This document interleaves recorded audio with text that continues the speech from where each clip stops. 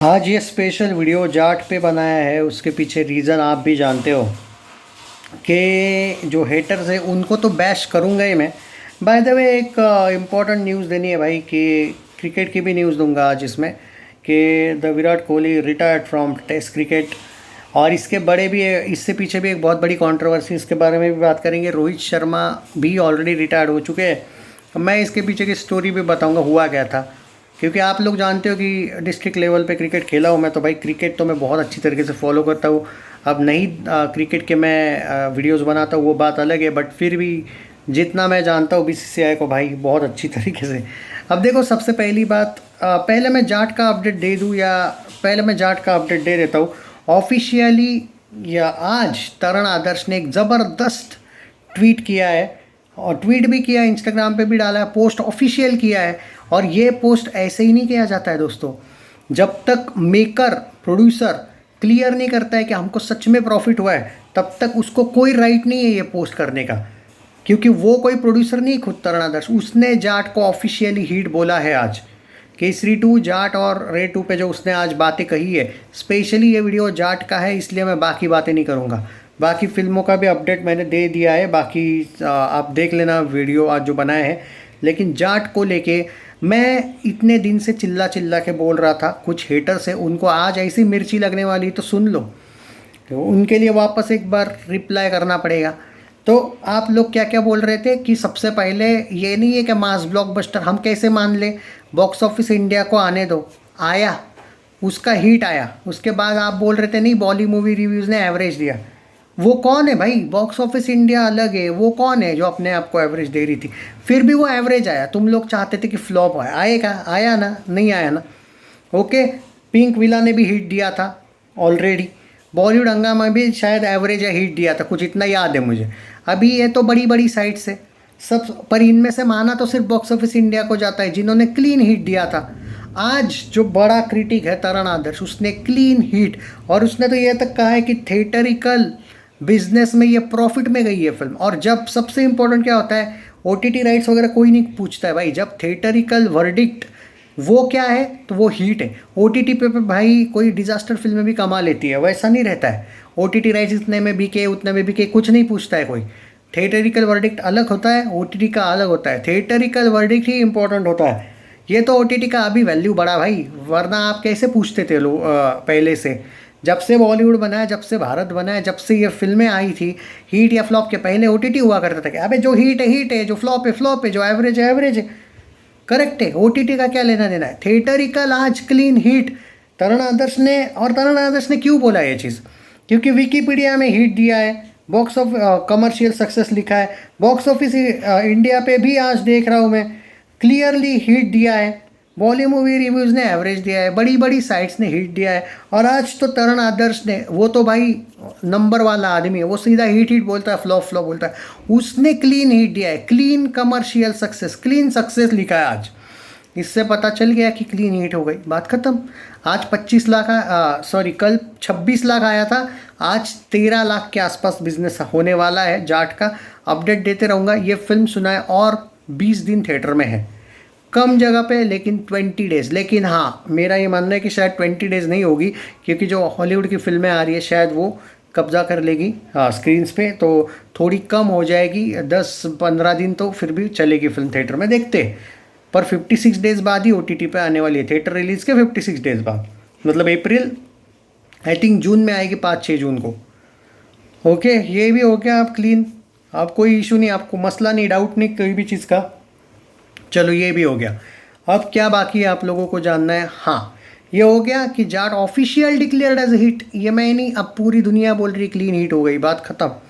Haters को फैलाओ ये video पहले, जो जो लोग इसको लेके कुछ ना कुछ बोल रहे थे। भाई अगर सच्चे सनी देओल के फ़ैन हो ना, आज ये वीडियो को इधर उधर भेजो।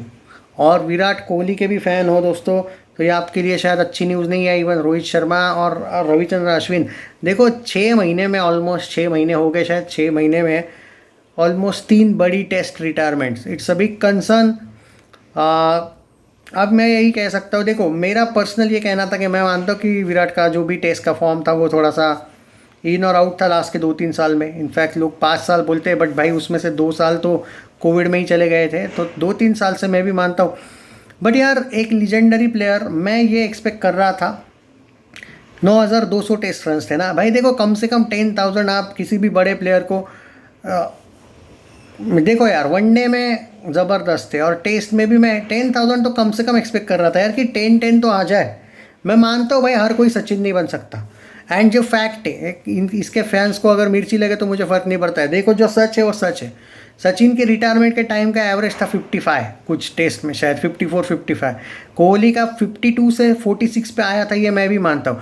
लेकिन चाहे और स्लाइड कम भी हो जाता, लेकिन 10,000 करने थे, ये मेरा पर्सनल मानना है।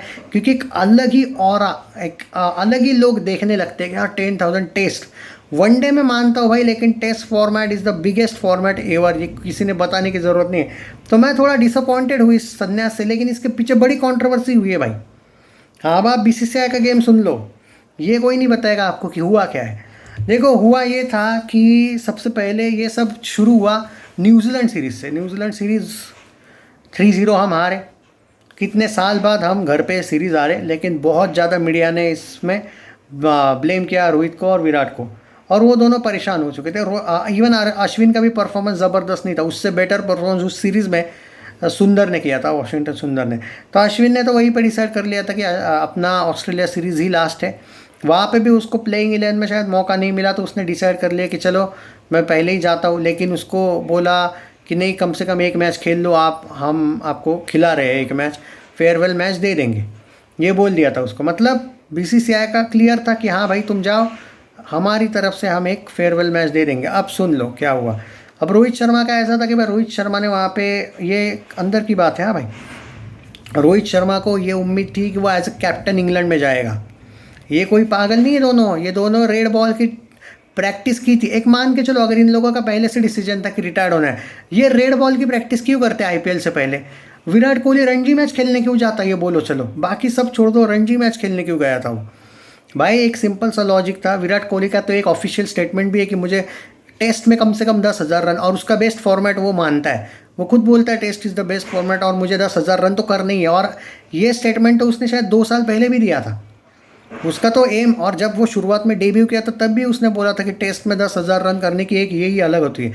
अब हुआ क्या, यहाँ पे बीसीसीआई खेल गया। रोहित शर्मा का क्या था, ये रोहित शर्मा चाहता था एज अ कैप्टन जाए। भाई पहली बात तो वो एज अ कैप्टन जा ही नहीं सकता था, नामुमकिन है इंग्लैंड में। एक तो भाई अब ये लोग यंग चाहते हैं कैप्टन, मैं सब मानता हूँ। और रोहित शर्मा का टोटली एटीट्यूड एक मामले में गलत था कि वो एज अ कैप्टन कैसे जाएगा। भाई तुम एज अ प्लेयर जा सकते हो, एज अ कैप्टन कैसे जाओगे? जो तुम्हारा फॉर्म था टेस्ट का वो बहुत कंसर्न था। तो वहाँ पे बीसीसीआई ने बोला था कि लुक आप एज अ कैप्टन नहीं जा सकते। इसने डायरेक्ट रिटायरमेंट ले लिया, इसको किसी के अंडर नहीं जाना था। ये इसका लॉजिक सिंपल था।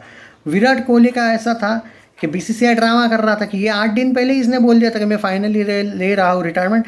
क्योंकि उससे पहले बातचीत में जो हुई थी, ये जो बीच में रोहित और विराट चाहते थे, एक्चुअली हुआ ये होगा, मेरे अकॉर्डिंग अंदाज़ा दे रहा हूँ मैं, ये चाहते होंगे कि बुमराह कैप्टन रहे कम से कम, ओके, जो पिछले बार भी वही कैप्टन था, और वो एक सीनियर और मैच्योर कैप्टन, इसमें कोई शक नहीं है। एटलीस्ट वो एक सुनने वाला कैप्टन है, ईगो वीगो नहीं है उसमें। तो विराट और रोहित जा सकते थे उसके अंडर भी इनफैक्ट।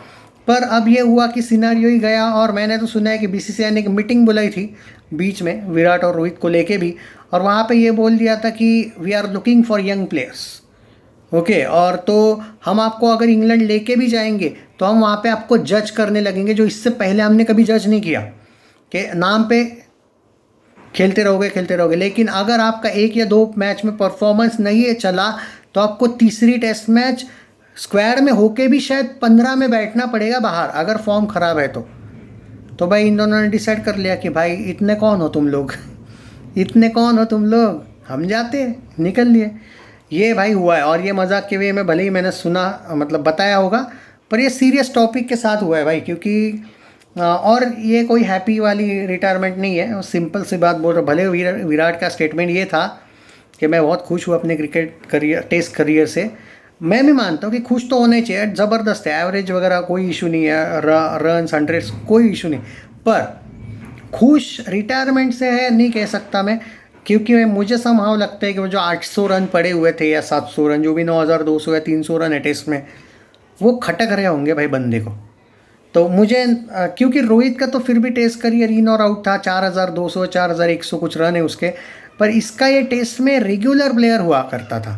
तो ये और अश्विन पर अब देखो, किसी भी लीजेंड को लेके मैं ये नहीं बोल सकता भाई कि ये ज़्यादा इम्पोर्टेंट नहीं था या ज़्यादा इम्पोर्टेंट था, मेरा वो लॉजिक नहीं है। बात ये है कि he was not happy with the BCCI's approach. उन्होंने सीधा बोल दिया था कि भाई नहीं चलोगे तो निकाले जाओगे, ये बात हुई थी। और अब एक वक्त है कि भाई इनको भी लगा होगा फिर कि अगला वर्ल्ड टेस्ट चैम्पियनशिप साइकिल है 27 में। अब समझ में आया उस टाइम पे मैं क्यों बार बार चिल्ला रहा था कि न्यूजीलैंड सीरीज जीत लो, कम से कम वर्ल्ड टेस्ट चैंपियनशिप इस बार खेलने को मौका मिलेगा। मेरे प्रेडिक्शन कभी गलत नहीं होते भाई, मैंने उस टाइम पे बोला था कि यार 27 में अगर हम फाइनल में जाएंगे ना बाय चांस वर्ल्ड टेस्ट के, तो ये दोनों होंगे, यानी मुझे डाउट है, ये तो मैंने उस टाइम पे भी बोला था।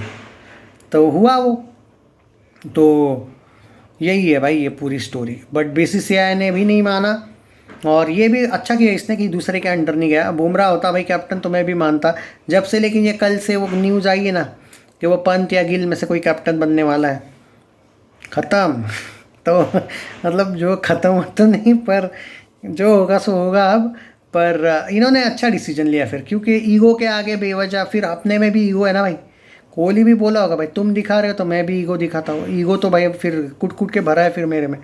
अच्छा किया इन दोनों ने, क्योंकि पॉलिटिक्स में पढ़ने से अच्छा है। BCCI का पॉलिटिक्स अलग होता है, ये राजनीतिक पार्टियों का नहीं रहता है। BCCI का पॉलिटिक्स होता है, वो अपनी ताकत दिखाते हैं वहाँ पे। तो उन्होंने कर लिया भाई, डिसाइड किया कि भाई नहीं खेलना फिर हमें। और BCCI का भी यही तो लॉजिक था ना, BCCI भी इनडायरेक्टली चाहती ही थी कि ये रिटायर्ड हो जाए, क्योंकि अगर उनका स्टेटमेंट ये था कि हम 2-3 टेस्ट पहले 1-2 टेस्ट में ही डिसाइड कर लेंगे कि परफॉर्मेंस आपके कैसे है, मतलब वो क्या कहना चाहते थे सबको पता है। और विराट का और रोहित का एट प्रेजेंट जो फॉर्म है रेड बॉल का, वो भी इंग्लैंड में जाके खेलने का, वो इतना भी बेटर नहीं, ये खुद उनको भी पता था। तो इस वजह से इन शर्तों पे हो गया वो। तो आपका क्या कहना है इसके बारे में ज़रूर बताइए। बट BCCI ने खेला है भाई यहाँ पे गेम, तो आप बताइए। मैं ये कहूँगा देखो भाई, झुकने से अच्छा है कि भाई निकल लो, सिंपल सी बात है, क्यों झुकना भाई इनके सामने। और तुमने भी, तुम तो कुछ तो हो ना भाई, क्या ज़रूरत है फिर। और वैसे भी ऐसे जोकरों के अंडर जाने से अच्छा है कैप्टनसी, अगर बुमराह जैसा कोई बेटर कैप्टन होता तो सही है भाई। फिर तो मुझे भी देखो, ये लोग ऑस्ट्रेलिया में अच्छे से गए ना, ऐसा थोड़ी था। ऑस्ट्रेलिया में तो कोई कंट्रोवर्सी नहीं हुई थी अंडर बुमराह, तो इनको बुमराह से कोई इशू नहीं था भाई। पर ऐसे कोई भी आके कैप्टन बन के अगर जाएगा तो भाई क्यों जाएंगे उसके अंडर। खैर चलो, जो भी हुआ वो जैसा भी हुआ, अब वो जो होगा वो वक्त बताएगा। वीडियो को शेयर करो सनी पाजी फैंस, और कर लो भाई तुम भी। और Kohli Rohit fans, Ashwin fans, take care.